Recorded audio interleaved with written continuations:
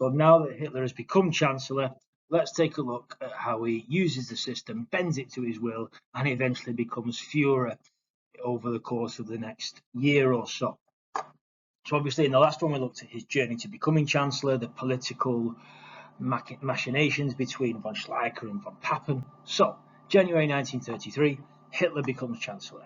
Von Papen was furious with von Schleicher, so he secretly negotiated with Hitler to make him Chancellor, and von Papen operating as Vice-Chancellor. Hindenburg, however, refuses to accept a Nazi government.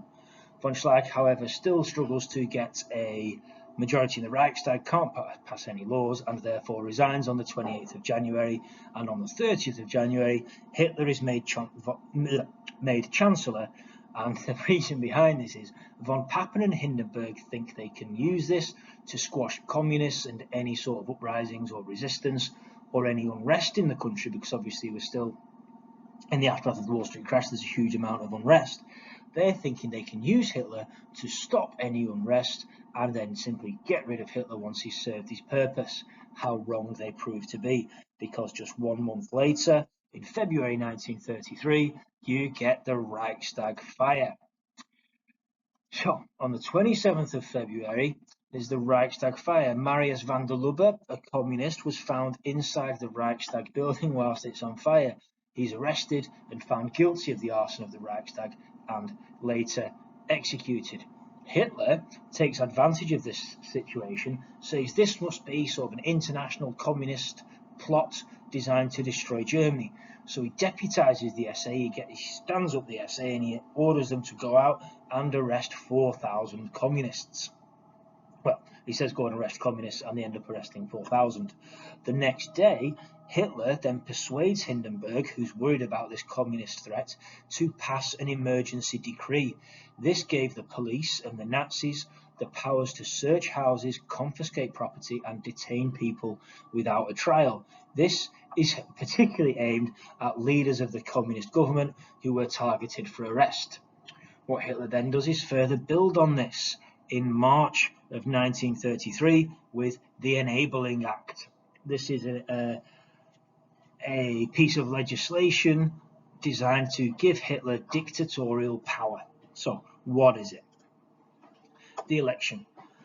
Hitler needs to get a 2/3 majority in order to pass the Enabling Act, which will give him dictatorial power. So, well, let's go into it. Hitler wanted the Enabling Act passed, in which for 4 years he could make laws without the consent of the Reichstag. What he does then, still using that emergency decree mentioned earlier, is he uses it to ban the Communist Party from their 81 seats. So this bans the number of people who are going to vote against Hitler, doesn't it? If you think about the number of seats in the Reichstag, he's just got rid of 81 of them who would have voted against him. He's still not going to get his 2/3 majority though, so how can he get other parties on his side? Well, he managed to use it through a combination of good politics and old-fashioned intimidation. He manages to keep the support of the National Party, so that gives him 52 seats, and he gains the support of the Centre Party by simply promising to protect the church and saying he won't interfere with the church. Obviously, he'll go back on that later on, only once he's in power.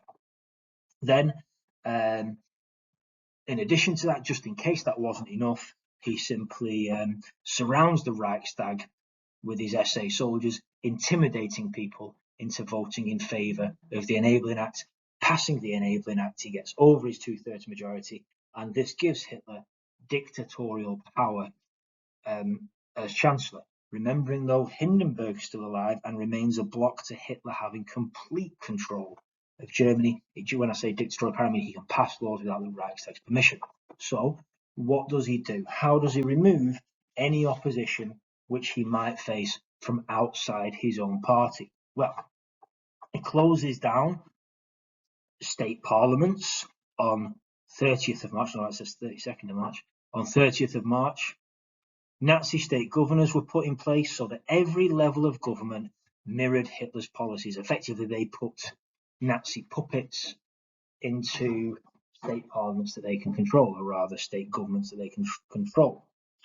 Trade unions are closed, so therefore workers can't resist, can they? Because they've got no one to complain to. And on 2nd of May, trade union officials were arrested and the German Labour Front was created. So they get rid of trade unions and just introduce their own Nazi trade union, which we'll look at in more detail in a later video. On 10th of May, the Nazis then occupied the Social Democrats Party offices and later the Communists. In July, Hitler announced that the Nazi Party was the only political party allowed in Germany, and at this point it becomes a one-party state. So at that point, Hitler has removed enemies outside his own party. The only threat to him now comes from within his own party, and obviously the existence of Hindenburg. So in June 1934, you get the Night of the Long Knives. Remembering Night of the Long Knives, because it could be confused with another event, couldn't it? This is the Night of the Long Knives. Think of it as like, literally like stabbing somebody in the back.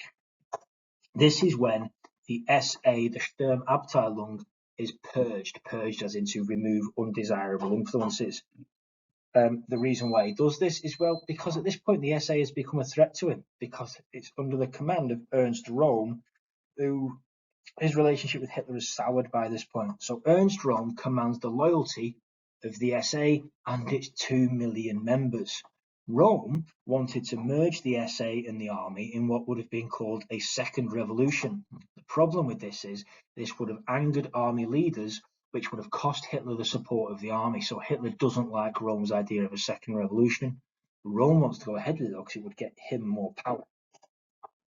Röhm also favoured more socialist policies, which would have angered big businesses who had effectively given Hitler loads of money to fund a number of election campaigns over the course of the last 2 or 3 years, including his president's campaign for presidency. So effectively, a shift towards socialism would cost Hitler the support of the big businesses who had put them there. It would be a disaster. There's also a power struggle within the Nazi Party, because you get Heinrich Himmler, who wants his SS to become more important than the SA. He wants more power for himself and more influence for himself. Goering also wants rid of the violent SA, remembering it's got around 2 million members. It can be unwieldy. There will be members of the SA who aren't doing what they should be doing. It's supposed to be walking, talking propaganda, but some of them won't do as they're told, and that's bad for the party image. By this point as well, Röhm's own homosexual tendencies were now becoming problematic for the party. They didn't really have an issue with it before, but now they've fallen out with him and his general position of influence, or how much they are willing to tolerate him.